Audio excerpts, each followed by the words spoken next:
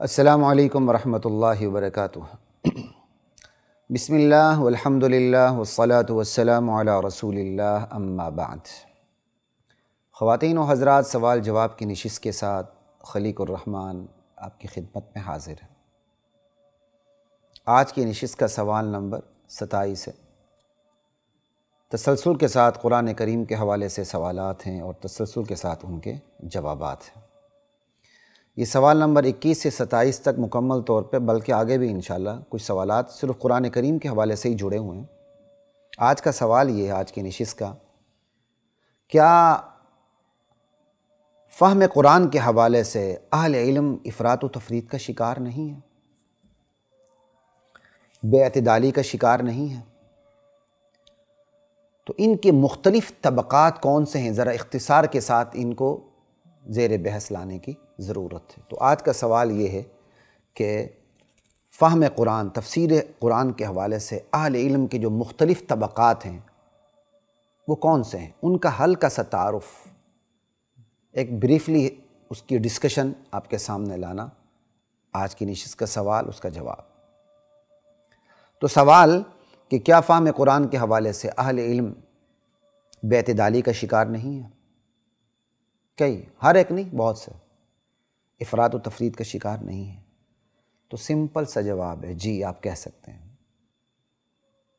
البتہ اگر آپ نیک نیتی کے ساتھ ان ہدایات کی پیروی کریں جو آپ کو بتا دی گئی ہیں سوال نمبر 21 سے لے کر سوال نمبر 26 تک، اور انہی ہدایات کو پیش نظر رکھ کر، جس میں ہم نے کسی خاص مسلک کی بات ہی نہیں کی، اور انہی ہدایات کو پیش نظر رکھ کر ترجمہ قرآن پڑھنے سننے سے اگر آپ آغاز کر دیں تو انشاءاللہ راہ راست کی طرف قدم بڑھتے چلے جائیں گے۔ البتہ سہولت کی خاطر فہم قرآن کے حوالے سے جو مختلف طبقات ہمارے سماج میں پائے جاتے ہیں ان کے بارے میں ہم آپ کو بتا دیتے ہیں، تاکہ انہیں پن پوائنٹ کرنا، انہیں سمجھنا آپ کے لیے آسان ہو جائے۔ طبقات تو بہت سے ہوں گے، چند چیدہ جو چنیدہ طبقات ہیں، صرف ہم انہی پہ بات کریں گے جو 8 9 10 بن جاتے ہیں، ٹھیک ہے؟ تو فہم قرآن کے حوالے سے ایک طبقہ وہ ہے جو سرے سے ترجمہ قرآن پڑھنے کو ہی غلط قرار دیتا ہے کہ خبردار ترجمہ قرآن نہیں پڑھنا، کہ یوں بندے گمراہ ہو جاتے ہیں۔ اس طبقے نے اپنے فالوورز کو، اپنے متبعین کو قصے، کہانیوں، خوابوں اور ابا جی کی کرامات سنانے میں مگن رکھا ہوا ہے۔ بس شارٹ کٹ بتایا ہوا ہے، ہمارے ہاتھ میں ہاتھ دو ہم تمہیں جنت دے دیں گے، تم ہمیں DHA میں پلاٹ دے دو، ہم تمہیں جنت میں پلاٹ الاٹ کر کے دیتے ہیں۔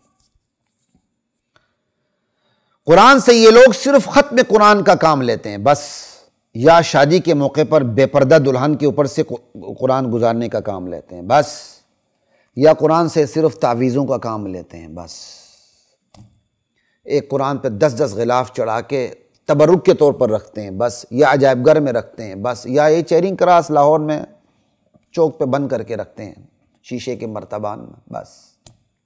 قرآن سے انہوں نے کوئی اور کام نہیں لینا۔ یہ ہے فہم قرآن کے حوالے سے ایک طبقہ، سمجھ آئی، جو ترجمہ پڑھنے کو ہی غلط سمجھتا ہے، اپنے فالوورز کو صرف اس نے قصے، کہانیوں اور خوابوں میں لگا کے رکھا ہوا ہے، کیونکہ اسے ڈر ہے نا کہ قرآن پڑھیں گے تو یہ ہم بے نقاب ہو جائیں گے، بے پردہ ہو جائیں گے، قرآن تو پھر کسی کو معاف نہیں کرتا۔ فہم قرآن کے حوالے سے چونکہ یہ ایک طبقہ سامنے آیا کہ وہ جو ترجمہ قرآن کو بھی پڑھنے کو غلط قرار دیتا ہے، تو اسی کے رد عمل میں ایک دوسرا طبقہ وجود میں آ گیا۔ اس دوسرے طبقے کا کہنا ہے، جو بالکل 180 ڈگری اس کے اگینسٹ اور کچھ زیادہ ہی آگے چلا گیا، جامع سے باہر ہو گیا، اس نے کہا قرآن خود ہی پڑھو، سمجھو، ہر حوالے سے علماء کی کوئی ضرورت ہی نہیں، بلکہ قرآن کی ٹرانسلیشن ہی کافی ہے۔ قرآن کریم کی تعبیرات، اس کی تشریحات اس طبقے کی اپنی ہیں، جو 14 صدیوں کے فہم قرآن کے تسلسل سے بالکل متصادم ہے۔ وہ کسی بھی مسئلے میں علماء سے رجوع کرنا ضروری نہیں سمجھتے ہیں، کہتا خود ہی پڑھو، عربی آتی ہے، ورنہ اس کی ٹرانسلیشن دیکھ لو، ملاؤں سے دور رہو۔ دراصل یہ طبقہ پہلے طبقے کے رد عمل کے طور پر سامنے آیا۔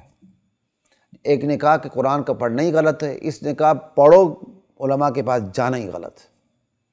جیسے بالکل مغرب میں پادریوں نے جب سائنس پہ پابندی لگائی تو جب سائنس والوں نے پادریوں پر غلبہ حاصل کر لیا تو وہ صرف عیسائیت کے دشمن نہیں ہوئے، وہ مذہب کے نام کے دشمن ہو گئے، وہ اسلام کے بھی دشمن ہو گئے. حالانکہ ان کو جو تبدیل شدہ عیسائیت تھی اسی کے دشمن ہونا چاہیے تھا، لیکن وہ چونکہ اسلام بھی ایک مذہب تھا اور عیسائیت بھی ایک مذہب، تو وہ مذہب کے نام سے ہی ان کو چڑ ہو گئی. لا الہ الا اللہ. ان کی مثال ایسی ہی ہے. تیسرا طبقہ وہ ہے جو فہم قرآن کا مدعی ہے مگر حدیث رسول کو دیس نکالا دے کر. فہم قرآن کا مدعی ہے لیکن حدیث رسول کو نہیں مانتا.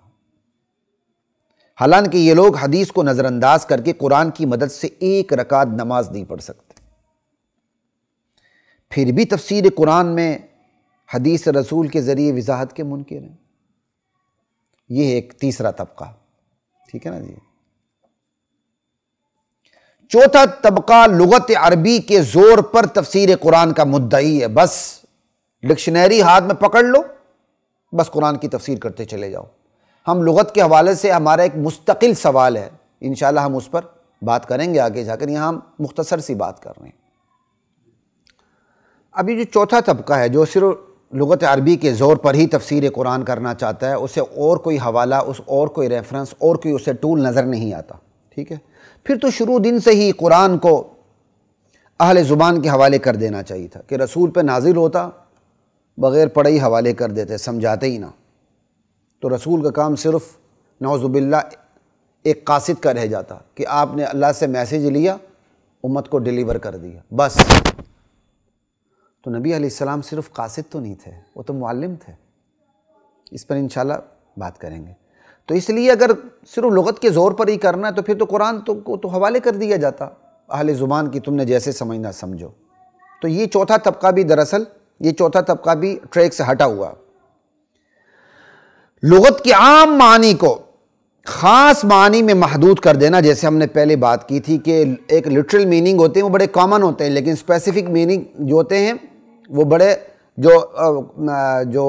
جب ٹرمینالوجی یوز ہونے لگتی ہے تو پھر وہ اسپیسیفک معنی سامنے آ جاتے ہیں، ٹھیک ہے. تو یہ تو زندگی کے ہر شعبے کے اندر ہے کہ زندگی کا ہر شعبہ جب کوئی اصطلاح استعمال کرتا ہے تو وہ عام لفظ کو خاص معنی میں استعمال کر دیتا ہے. صرف انسانی قانون اور اس کی تعبیر و تشریح کے فلسفے پر نظر ڈالی جائے تو یہ حقیقت واضح ہو جاتی ہے کہ قانون کی زبان انسانی ہوتے ہوئے اور انسانی ساختہ قانون ہونے کے باوجود اس کی تعبیر و تشریح کے معین حدود و قیود ہیں. محض لغت کے زور پر قانون کی تعبیر و تشریح نہیں کی جا سکتی. اس کے لیے بہت سی چیزوں کی ضرورت ہوتی ہے. تعلیم و تعلم ہے، سمجھ آئی، مہارت ہے، پھر سرکار کی طرف سے تعبیر کا اختیار ہے، بہت سی چیزیں آتی ہیں، ٹھیک ہے نا. پھر یہ جو لغت کے زور پر تفسیر قرآن ہے یہ تو آخری طریقہ ہے، انشاءاللہ ہم آگے جا کے بات کریں گے اس پہ ابھی زیادہ بات نہیں کرنی. صرف یہاں آپ کو اتنا بتانا مقصد ہے کہ ایک وہ طبقہ بھی ہے کیا کہتے ہیں فہم قرآن کے حوالے سے، وہ کہتا ہے بس ڈکشنری کھول لو اور کرتے چلے جاؤ، اسے کسی اور چیز کی ضرورت محسوس نہیں ہوتی، اور یہ تو بالکل کائناتی سچائی کے خلاف باتیں. ٹھیک ہے، لا الہ الا اللہ. پانچواں طبقہ وہ ہے جو بسا اوقات، یہ جو لغت والی بات ہے انشاءاللہ ہم تشنگی اس میں موجود ہے، مجھے اعتراف ہے، لیکن اگلے سوال میں انشاءاللہ ایک آدھ سوال کے بعد یہ تشنگی دور ہو جائے گی، بلکہ متصل سوال نمبر 27 میں انشاءاللہ تعالی 28 میں ہم لغت کے حوالے سے مستقل بات کریں گے. یہاں بھی مستقل بات نہیں ہو سکتی کیونکہ یہاں ہم بریفلی ڈسکس کر رہے ہیں کہ فہم قرآن کے حوالے سے چنیدہ چیدہ طبقات کون سے ہیں. پانچواں طبقہ وہ ہے جو بسا اوقات قرآن کی آیات کی تشریح یوں کرتا ہے کہ نہ چاہتے ہوئے بھی یہ احساس ہونے لگتا ہے کہ یہ لوگ قرآن پر کہیں حدیث کو فوقیت تو نہیں دے رہے. وہ اس طرح کی تشریح کرتے ہیں کہ سمجھ آنے لگتی ہے کہ یہ حدیث کو حاکم بنا کے پیش کر رہے ہیں قرآن کریم پر، چاہے وہ ان کا عقیدہ نہ ہو، لیکن وہ اعتدال سے ایسے ہٹ جاتے ہیں کہ صاف پتہ چلتا ہے کہ یہاں وہ حدیث کی حاکمیت، حدیث کو فوقیت دے رہے ہیں قرآن کے اوپر. ذرا وہ اعتدال سے ہٹے ہوئے لوگ ہوتے ہیں، اگرچہ ان کا یہ عقیدہ نہیں ہوتا، ٹھیک ہے۔ اور چھٹا طبقہ فہم قرآن کی تفسیر قرآن کے حوالے سے یہ ہے کہ فروعی مسائل کی طرح عام واضح مسائل میں بھی اصولی مسائل کی طرح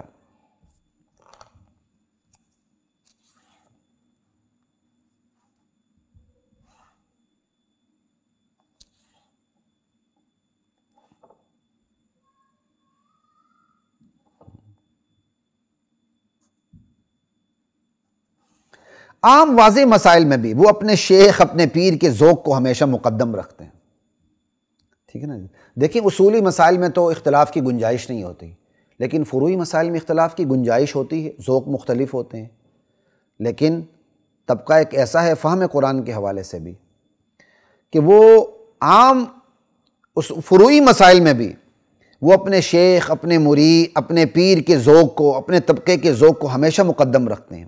آپ ان کے سامنے قرآن کی آیات پہ آیات پڑھتے چلے جائیں، وہ اپنے شیخ اپنے پیر صاحب کی بات کو سامنے رکھیں گے، وہ ہٹنے کے لیے تیار نہیں ہوں گے۔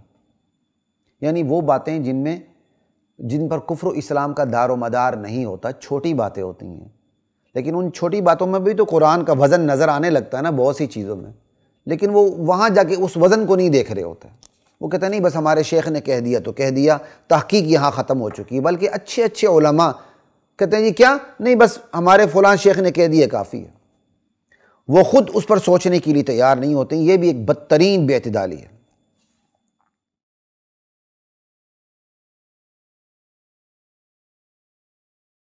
وَلَقَدْ